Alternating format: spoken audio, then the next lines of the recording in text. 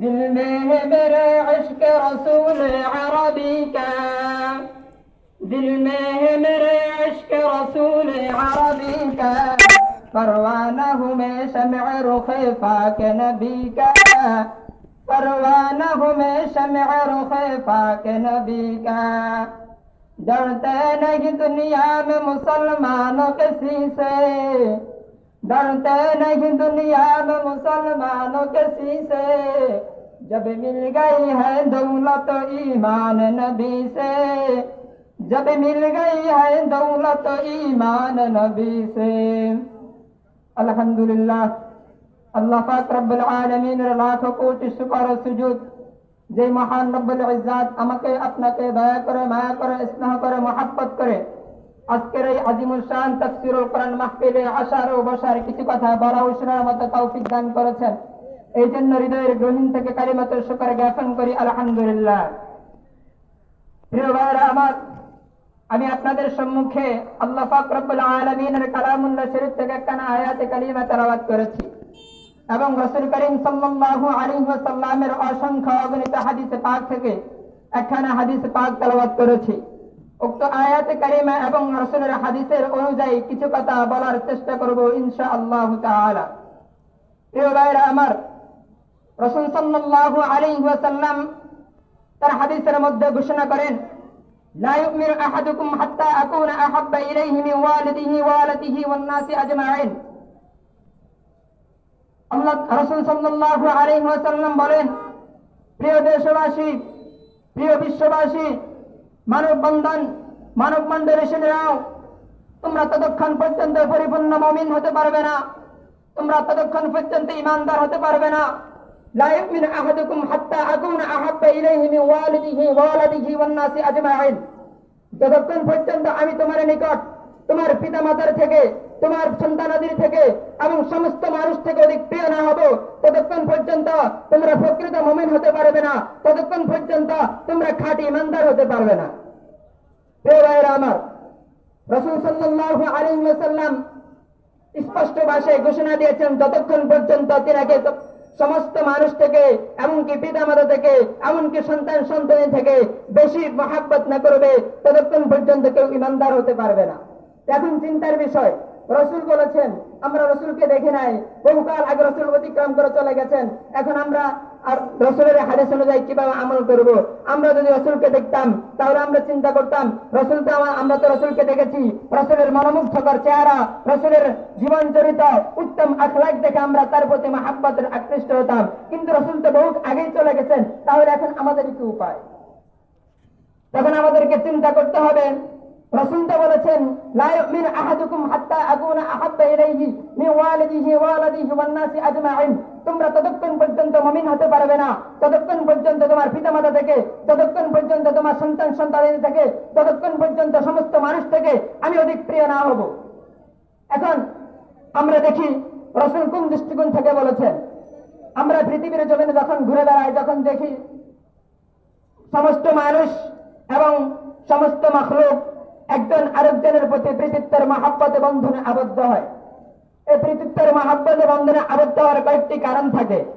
একটা হচ্ছে তার হুসন খুলুক দেখে, একটা হচ্ছে তার সুন্দর আখলাক দেখে, একটা হচ্ছে তার চেহারার মাধুর্যতা দেখে, একটা হচ্ছে তার পরিপূর্ণতা দেখে, তার বুজুর্গিয়াত দেখে মানুষ তার প্রতি আকৃষ্ট হয়, তার প্রতি মহব্বত বৃদ্ধি হয়। এখন আমরা কোনটার প্রতি আকৃষ্ট হয়েছি? রাসূল তো বলেছেন, পিতামাতা সন্তান সন্ততি সমস্ত মানুষ থেকে অধিক প্রিয় না হবো। তাহলে ভালোবাসা মোট 5 প্রকার, মহব্বত 5 প্রকার। 1 নম্বর হচ্ছে মহব্বত হুব্বে তাবিঈ, 2 নম্বর হুব্বে ইহসানি, 3 নম্বর হুব্বে কামালি, 4 নম্বর হুব্বে জামালি, 5 নম্বর হুব্বে আকলি। এখন রাসূল আমাদের কোন দৃষ্টির মধ্যে থেকে আমরা রাসূলকে পাই? রাসূলকে কোন দৃষ্টিকোণ থেকে আমরা, কোন প্রকারের মধ্যে থেকে আমরা রাসূলকে ভালোবাসবো? আসেন, 1 নম্বর হচ্ছে হুব্বে তাবিঈ। হুব্বে তাবিঈ কি? যেটা মানুষের স্বভাবজাত মহব্বত, যেটা মানুষ কোনো গুণের কারণে মহব্বত করে না, যেটা মানুষ কোনো সিফাতের কারণে মহব্বত করে না, মানুষ এমনি মহব্বত করে। সেটা কি? যেমন সন্তান তার মা বাবাকে ভালোবাসে, মা বাবা তার সন্তানকে ভালোবাসে, এটা স্বাভাবিক, এটা তার তাবিঈ, এটা কোনো গুণের প্রয়োজন পড়ে না, এটা কোনো আখলাকের প্রয়োজন পড়ে না, এটা কোনো তার প্রতি ইহসানের প্রয়োজন পড়ে না। এটা কোনো আখলাকের প্রয়োজন পড়ে না, এটা কোনো সিফাতের প্রয়োজন পড়ে না। এই জন্য তাহলে রাসূলের হুব্বুত তাবিঈর কথা বলেন নাই, কোন প্রকারের মধ্যে বলেছেন? তাকে হচ্ছে হুব্বে ইহসানি। হুব্বে ইহসানি কি? হুব্বে ইহসানি হলো মানুষ কোন একজন ব্যক্তিকে মহব্বত করে, তার কোন ভালো চরিত্র দেখে হুব্বে সে তাকে কোন ধরনের ইহসান করেছে, তার কোন ধরনের উপকার করেছে, এটা দেখে মানুষ তাকে মহব্বত করে, এটা দেখে মানুষ তাকে হৃদয়ের বন্ধনে আবদ্ধ করে। 3 নম্বর হুব্বে জামালি, মানুষ তার সৌন্দর্য দেখে মহব্বত করে, মানুষ তার চেহারার গঠন কাঠামো দেখে মহব্বত করে, মানুষ তার সৌন্দর্য তাকতিক্যম মনোমুগ্ধকর আকৃষ্ট দেখে তাকে মহব্বত করে। 4 নম্বর হুব্বে জামালি, মানুষ তার বুজুর্গিয়াত দেখে তাকে মহব্বত করে, মানুষ তাকে অত্যন্ত পীর বুজুর্গ অত্যন্ত বড় ব্যক্তিত্ব দেখে তাকে মহব্বত করে। 5 নম্বর হুব্বে আকলি। হুব্বে আকলি কি? মানুষ চিন্তা তাকে হুব্বে ইহসানি দেখে, হুব্বে জামালি দেখে, হুব্বে কামালি দেখে চিন্তা করে কি এই আমাকে ইহসান করেছে, তার চেহারা এত সুন্দর তাকতিক্যময় মনোমুগ্ধকর, তার বুজুর্গিয়াত, তিনি অত্যন্ত বড় ব্যক্তিত্ব, এগুলো দেখে তার ব্রেনকে চাপ দেয় যে ব্রেন তুমি কি করো? তখন ব্রেন বলে হ্যাঁ তুমি যেহেতু সে তোমাকে ইহসান করেছে, যেহেতু সে তোমাকে যেহেতু তার চেহারা সুন্দর, যেহেতু সে অত্যন্ত বুজুর্গ ব্যক্তি, কাজে তুমি তাকে ভালোবাসো। এটা হচ্ছে 5 নম্বর হুব্বে আকলি। কাজেই এখন আমরা চিন্তা করে দেখি, রাসূল তো বলেছেন লা ইউমিনু আহাদুকুম হাত্তা আকুনা আহাব্বা ইলাইহি মিন ওয়ালিদিহি ওয়া ওয়ালাদিহি ওয়ান নাসি আজমাইন। এখন আমরা দেখি রাসূল কোন প্রকারের মধ্যে বলেছেন। এক নম্বর যদি আমরা ইহসানের দিকে তাকাই অথবা জামালের দিকে তাকাই, রাসূল তো পুরা মানব মণ্ডলের মধ্যে সবচেয়ে চমৎকার মনোমুগ্ধকর একজন ব্যক্তি ছিলেন। হযরত জিবরাইল আলাইহিস সালাম একবার ঘোষণা দিচ্ছেন, তিনি বলেন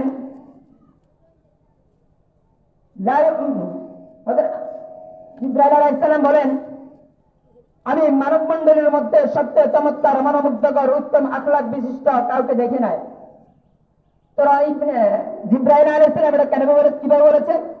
জিবরাইল আলাইহিস সালাম দেখেছে কারণ জিবরাইল আলাইহিস সালাম সমস্ত মানব মণ্ডলীকে দেখেছেন, সেই পৃথিবীর সূচনা থেকে নিয়ে আজ অবধি পর্যন্ত সমস্ত মানুষকে জিবরাইল দেখেছেন, কারণ জিবরাইল অনেক আগের ব্যক্তি।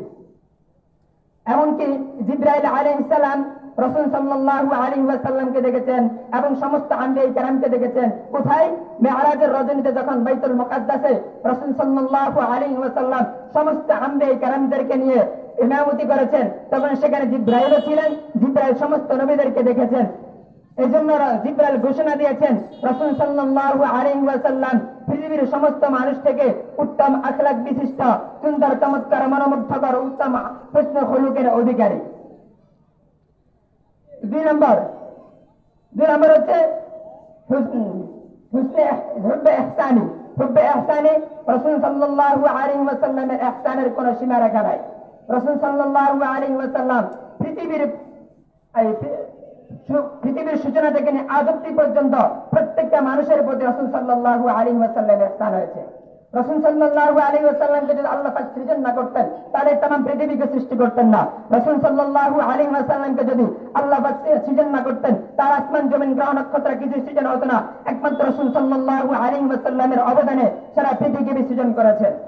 তাহলে ইহসান অতুলনীয়। এমনকি রাসূল সাল্লাল্লাহু আলাইহি ওয়াসাল্লাম যখন মক্কা নগরী বিজয় করেছেন, মক্কা নগরী বিজয় করার পরে তিনি ঘোষণা দিয়েছেন যে আজকে সমস্ত মানুষকে ক্ষমা করে দেওয়া হলো, কোন মানুষ আজ অপরাধী নয়, কোন মানুষকে আজকে পাকড়াও করা হবে না, সমস্ত মানুষকে আম ঘোষণা করে দেওয়া হলো তারা ক্ষমা প্রার্থী।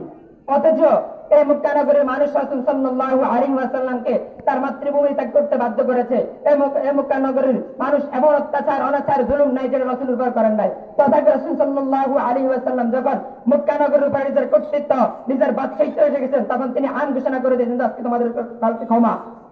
তাহলে এমন ব্যক্তিকে মহব্বত কেনই বা করবো না আমরা, যিনি অত্যাচার অনাচার জুলুম নির্যাতন সহ্য করার পরেও যখন তাদের উপর কর্তৃত্ব এসেছে, যখন তাদের উপর পাওয়ার এসে গেছে তখন তিনি তাদেরকে ক্ষমা করে দিয়েছেন। এটা কি ইহসান নয়? এটা সবচেয়ে বড় ইহসান। তাহলে আমরা হুব্বে কামালি রাসূল সাল্লাল্লাহু আলাইহি ওয়াসাল্লামের বুজুর্গিয়াতের বিষয় বলা বাহুল্য, এটা আপনারা সবাই জানেন। রাসূল সাল্লাল্লাহু আলাইহি ওয়াসাল্লাম এমন একজন ব্যক্তি যিনি পৃথিবীর সূচনা থেকে আজ অবধি পর্যন্ত এমন কোন ব্যক্তি আসে নাই যিনি রাসূলের কায়েম কাম হবে। আল্লাহ পাক রব্বুল আলামিন পৃথিবীকে সৃজন করেছেন, সৌন্দর্য মনোমুগ্ধকর আকৃষ্টকে সৃজন করেছেন এবং সেগুলোকে 100 ভাগে ভাগ করেছেন। একটা ভাগ আল্লাহ পাক রব্বুল আলামিন সমস্ত মানব মণ্ডলীর মধ্যে দিয়েছেন, আর একটা ভাগ আল্লাহ পাক রব্বুল আলামিন শুধু 99 ভাগ আল্লাহ পাক রব্বুল আলামিন মুহাম্মদ আরবির মাঝে দিয়েছেন। তার 99 ভাগ যার মাধ্যমে তিনি কি যাদের মাধ্যমে মাত্র একটা ভাগ ভাগ করে দিয়েছেন তাদের স্থলাভিষিক্ত হতে পারে? কখনোই নয়, কারণ তিনি 99 ভাগের অধিকারী। আর ওরা মাত্র পুরা পৃথিবী সমস্ত মাখলুকাত বলেন, সমস্ত জিন ইনসান যত মাখলুকাত আছে 18,000 মাখলুকাত সবাই মাত্র একটা ভাগের অধিকারী হয়েছেন। আর মুহাম্মদ আরবি সাল্লাল্লাহু আলাইহি ওয়াসাল্লাম 99 ভাগের অধিকারী হয়েছেন। তাহলে তিনি তো পাওয়ারফুল ব্যক্তি, তিনি তো সর্বোত্তম ব্যক্তি। এই আমরা রাসূলের সৌন্দর্য দেখলাম। রাসূলের সৌন্দর্যের মধ্যে হযরত আনাস রাদিয়াল্লাহু তাআলা আনহু বলেন, আন আনাস ইবনে মালিক রাদিয়াল্লাহু তাআলা আনহু ইয়াকুল কানা রাসূলুল্লাহ সাল্লাল্লাহু আলাইহি ওয়াসাল্লাম লাইসা বিত-তাওয়িল আল-বাইন ওয়ালা বিল-কাসীর ওয়ালা বিল-আবয়াদ আল-আমহিক ওয়ালা বিল-আদম ওয়ালা বিল-জু'দিল আতাতি ওয়ালা বিস-সাবতি ইযা মাশা ইয়াত্তাকিফান। রাসূল সাল্লাল্লাহু আলাইহি ওয়াসাল্লামের আকৃতি, রাসূল সাল্লাল্লাহু আলাইহি ওয়াসাল্লামের সৌন্দর্য বর্ণনা দিচ্ছেন আনাস রাদিয়াল্লাহু তাআলা। তিনি বলেন, রাসূল সাল্লাল্লাহু আলাইহি ওয়াসাল্লাম লাইসা বিত-তাওয়িল, অতিকায় লম্বা ছিলেন না। যারা অতিকায় লম্বা, অনেক লম্বা, এদেরকে দেখতে এত সুন্দর লাগে না, এদেরকে দেখতে বিশ্রী আকার লাগে, এদেরকে এত ঝুমকার এত আকৃষ্ট হয় না মানুষ দেখে। এই জন্য রাসূল সাল্লাল্লাহু আলাইহি ওয়াসাল্লাম অতিকায় লম্বাও ছিলেন না, ওয়ালা বিল কাসীর, এবং অতিকায় খাটাও ছিলেন না, যেটা দৃষ্টিগত মনে হয়। মানুষ দেখলে তাকে বাচ্চা বা ইত্যাদি শব্দ দ্বারা তাকে হেয় করে। রাসূল এটাও ছিলেন না, খাটাও ছিলেন না, রাসূল অতিকায় লম্বাও ছিলেন না। রাসূল ছিলেন মাঝারি গঠনের, যেটা মানুষ দেখে আকৃষ্ট হয়। তাকে মানুষ ইয়াং বলে, মানুষ তাকে দেখে যুবক বলে, মানুষ তাকে দেখে অত্যন্ত আকৃষ্টময় মনে করে। হ্যাঁ, এটাই মনে হয় প্রকৃত মানুষ, এটাই মনে হয় প্রকৃত যুবক। তারপরে আনাস রাদিয়াল্লাহু তাআলা বলেন, ওয়ালা বিল আবয়াদিল আমহিক, রাসূল সাল্লাল্লাহু আলাইহি ওয়াসাল্লাম অতিকায় শুভ্র বর্ণের ছিলেন না। আপনি যখন আমেরিকায় ইত্যাদি দেশগুলো যাবেন, তখন ওই দেশের মানুষগুলো হচ্ছে অতিকায় শুভ্র বা রক্তিম বর্ণের। এটা কিন্তু সুন্দর না, এটা দেখতে দৃষ্টিগত, মানুষ এদের প্রতি আকৃষ্ট হয় না। যখন মানুষ অতিকায় কালো নয়, অতিকায় শুভ্র নয়, মাঝারি গঠনের যখন হয়, তখন মানুষ তার প্রতি আকৃষ্ট হয়। তখন মানুষ তাকে মনে করে, হ্যাঁ, এটাই সুন্দর, চমৎকার, মনোমুগ্ধকর, আকৃষ্টকর চেহারা। তারপর রাসূল সাল্লাল্লাহু আলাইহি ওয়াসাল্লাম বলেন, আনাস রাদিয়াল্লাহু তাআলা রাসূলের গঠন প্রণালী বলেন, ওয়ালা বিল আদমি, তিনি বাদামি বর্ণের ছিলেন না। তাহলে রাসূল সাল্লাল্লাহু আলাইহি ওয়াসাল্লাম শুভ্র বর্ণের ছিলেন না, বাদামি বর্ণের ছিলেন না, আসওয়াদ কালো ছিলেন না। রাসূল ছিলেন মাঝারি গঠনের, যেটা অত্যন্ত চমৎকার। তারপরে হচ্ছে ওয়ালা বিল জি'দিল আতাতি, রাসূলের চুলের বর্ণনা দিচ্ছে। রাসূলের চুল কেমন ছিল? রাসূলের চুল অত্যন্ত কোঁকড়ানো ছিল না, ওয়ালা বিল সাবতি, এবং অত্যন্ত সোজাও ছিল না। রাসূলের চুল ছিল কোঁকড়ানো এবং একেবারে সোজার মাঝামাঝি, যেটা ঈশ্বর যেও খেলানো, অর্থাৎ একেবারে কোঁকড়ানো নয়, একদম সোজাও নয়, যেটা স্বাভাবিক ভাবে একদম মাঝারি গঠনের, ঢেউ খেলানোর মতো, যে মানুষ কোনো ব্যক্তি যদি দেখে মনে হচ্ছে যে নদীর ঢেউ বয়ে যাচ্ছে, এমন রাসূলের চুল ছিল। তো এমন ব্যক্তির চেহারা আকৃষ্ট, এমন যার চুল অত্যন্ত চমৎকার, যার চেহারা চমৎকার, যার বাহু চমৎকার, যার সর্বাঙ্গ চমৎকার, একে দেখে মানুষ কেন মহাব্বত করবে না? একে দেখে কেন মানুষ ভালোবাসবে না? ইনি একমাত্র ভালোবাসার পাত্র। তারপর হচ্ছে আকৃতি দৃষ্টিকোণ আমরা ফলো করি। আমরা রাসূলের জামালিয়ত পেয়েছি, উনি অত্যন্ত চমৎকার ছিলেন। রাসূলের কামালিয়ত পেয়েছি, তিনি অত্যন্ত বুজুর্গ ছিলেন, তিনি মানব মণ্ডলীর মধ্যে সবচেয়ে মহান বুজুর্গ ছিলেন। তাহলে তার কামালিয়ত আমরা পেয়েছি, তার ইহসান, আমরা তার ইহসানিও পেয়েছি। তিনি সমস্ত মানুষের উপরে ইহসান করেছেন, শুধু দুনিয়াতে নয়। আল্লাহ পাক রব্বুল আলামিন যখন কাল কিয়ামতের মাঠে হাশরের মাঠ কায়েম করবেন, তখন রাসূল সাল্লাল্লাহু আলাইহি ওয়াসাল্লাম 3 জায়গায় দৌড়াদৌড়ি করবেন। এক জায়গায় হলো রাসূল সাল্লাল্লাহু আলাইহি ওয়াসাল্লাম 3 জায়গায় দৌড়াদৌড়ি করবেন। 1 নম্বর হাউজে কাউসারের কাছে, তখন তিনি যেখানে যাইয়ে বলবেন, দেখবেন যে তার কোনো উম্মত জানি পানি হাউজে কাউসারে পানি পান করা ছাড়া কি জাহান্নামে চলে যাচ্ছে নাকি, পানি পিপাসায় কাতরাচ্ছে নাকি। তিনি সেখানে গিয়ে দেখবেন, যদি কোনো উম্মত বাকি থাকে, তখন হাউজের কাউসারে পানি পান করছে না, তখন উম্মত তার উপরে যে দুরূদ শরীফ পাঠ করেছে, ওই দুরূদ শরীফ দিয়েও তাকে হাউজে কাউসারে পানি পান করার চেষ্টা করবেন।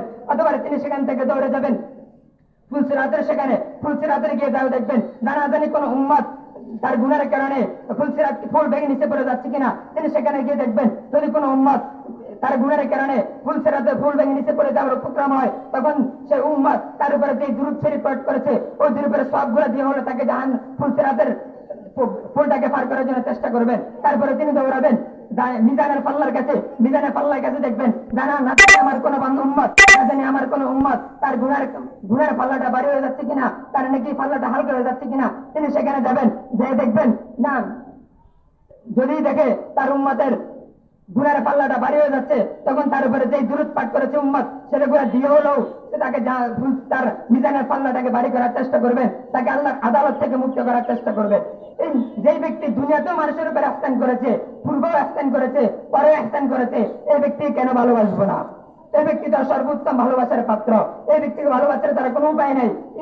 এই জন্য রাসূল বলেছেন লা ইউমিনু আহাদুকুম হাত্তা আকুনা আহাব্বা ইলাইহি মিন ওয়ালিদিহি ওয়া ওয়ালাদিহি ওয়ান নাসি আজমাইন। তোমাদের কেউ পরিপূর্ণ মুমিন হতে পারবে না ততক্ষণ পর্যন্ত আমি তার নিকট তার পিতামাতা থেকে, তার সন্তান থেকে, তার এবং সমস্ত মানুষ থেকে অধিক প্রিয় না হবো। প্রিয় ভাই আমার, সময় সংকীর্ণ হওয়ার কারণে আমি আমার আলোচনা এখানে ছেড়ে দিচ্ছি।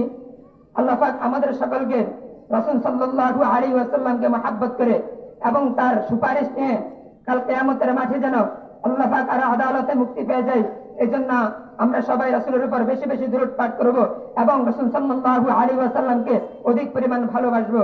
এই প্রত্যাশাকে আমি আমার আলোচনা এখানে শেষ করছি। ওয়া আখিরু দাওয়ানা আলহামদুলিল্লাহি রাব্বিল আলামিন।